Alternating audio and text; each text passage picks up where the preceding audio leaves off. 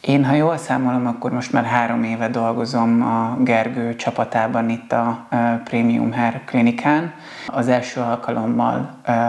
egy egyetemi klinikán találkoztam az ikrekkel, amikor PRF kezelést segítettem elvégezni rajtuk. Ez a PRF egy saját vérterápiaként talán jobban ismert regeneratív medicinához tartozó kezelési módszer. A lényege az, hogy azáltal, hogy egy speciális centrifugában a vért szétválasztjuk ugye az alakos elemeire, egy olyan hasznos savót nyerünk ki, ami rengeteg növekedési faktort tartalmaz, és ezzel egy érújdonképződési folyamatot tudunk a szövetekbe előidézni, ahova ezt injektábilis formában bejuttatjuk. Ami miatt ugye az ikreknél szóba jött ez a kezelési módszer, az volt, hogy mire ugye a szétválasztási műtéthez elérkezünk, addig elő kellett készíteni, nagyon komoly tervezést igénylő folyamat előzte meg ezt a műtétet, és elő kellett készíteni a fejbőrt. Ugye expanderekkel tágították a fejbőrt, és hogyha jól emlékszem, akkor ilyen 3 liter feletti űrmértéket ért el végül az expander nagysága, ami azért egy hatalmas térfogat növekedést jelentett, és nyilván a fejbőr ebben az állapotában, annak ellenére, hogy ugye egy fokozatos töltésről volt szó, egy elég intenzív feszítő erőnek volt kitéve, és ezzel a kezeléssel is próbáltuk úgymond a szövet erősségét, vitalitását fokozni, hogy minél alkalmasabb legyen úgymond arra a szövet, hogy amikor már a szétválasztás történik, hogy a kellő területet ugye fedni lehessen vele. Alapvetően nyilván az egyszerű tény, hogy az ember az életében sziámi ikreket láthat, szerintem az egy kuriózum, és orvosként nyilván még nagyobb érdeklődéssel vártam ezt a találkozást. Amikor én először láttam a lányokat, akkor már ugye altatásban találkoztam velük a műtőkeretein belül, és akkoriban már ugye egy ilyen megerősített kötés volt a fejükön. A szülőkkel találkoztam kint, akkor emlékszem, amikor először bementem a PRF kezelés miatt a műtőbe, utána velük kint találkoztam a folyosón. Nyilván nagyon megható volt ez a fajta hozzáállása egyébként a külsős személyzetnek is,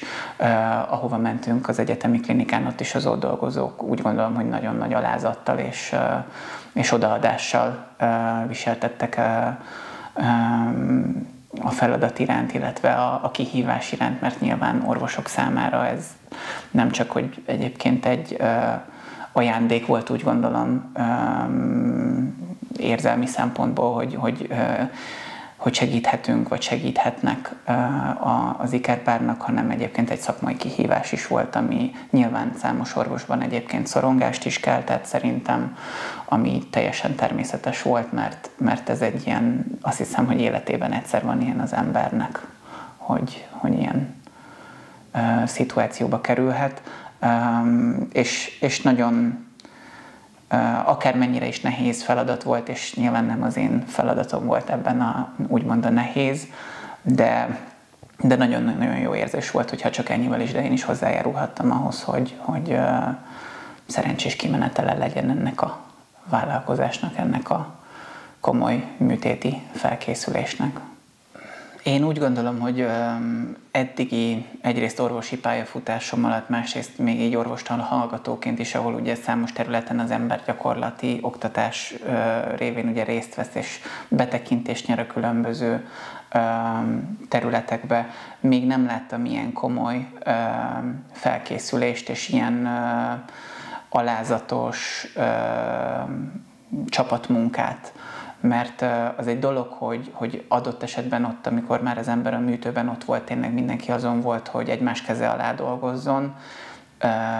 és szerintem nagyon profi módon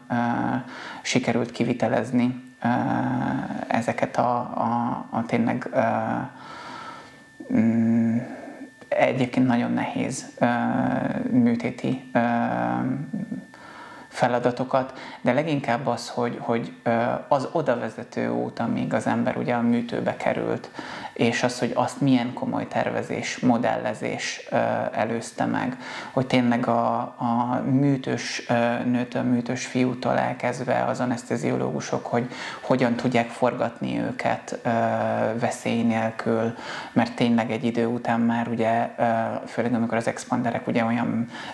méretűek voltak, akkor már komoly feladat volt az is, hogy biztonsággal tudjuk adott esetben a testhelyzetüket változtatni a lányoknak, és ez egy nagyon komoly, úgy gondolom, hogy kreativitást, szakmai nyilván hozzáértést, kompetenciát, másrészt pedig egy abszolút az alázatos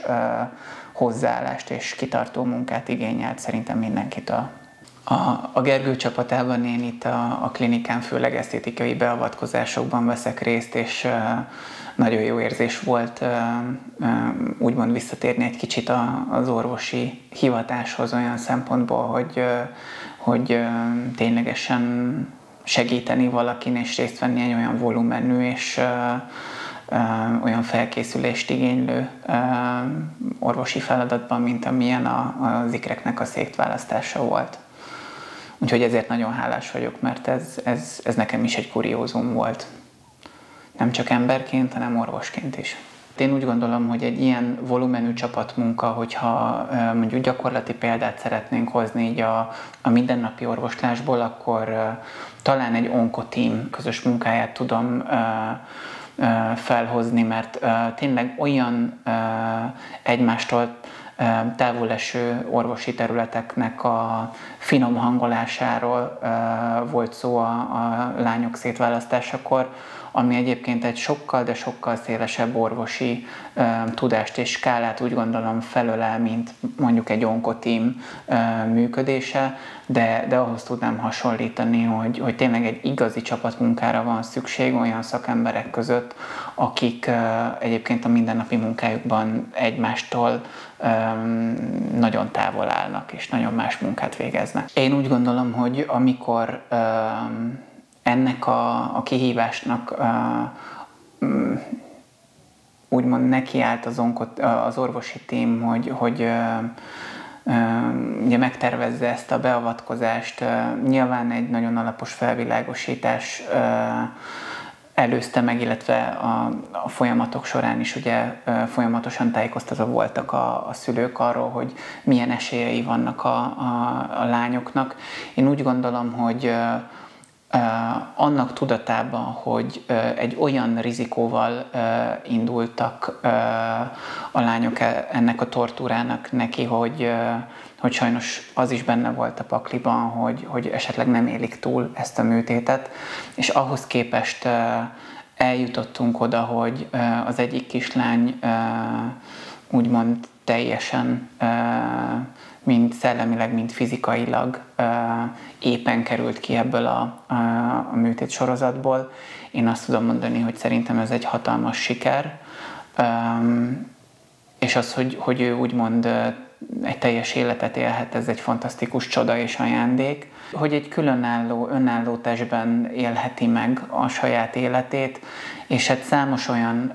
esetben egyébként, hogyha körülnézünk, akár az ember közvetlen környezetében gyakran talál olyan gyerekeket, akik valamilyen fogyatékossággal születnek, akár valamilyen genetikai defektus miatt, akár valamilyen baleset vagy sérülés miatt jutnak erre a sorsra, és mégis tudnak boldog életet élni. Tehát az, hogy valaki fogyatékkal él, az nem feltétlenül jelenti azt, hogy nem fog tudni boldog életet élni. Ugyanakkor az, hogyha ők ugye nem lettek volna, vagy nem lennének külön választva, az egy sokkal, úgy gondolom, határozottabb utat jelentene mindkettőjük számára a boldogtalanság felé.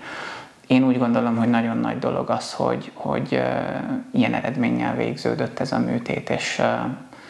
hát kívánom, hogy mindketten megtalálják a boldogságukat majd, ha felnőnek.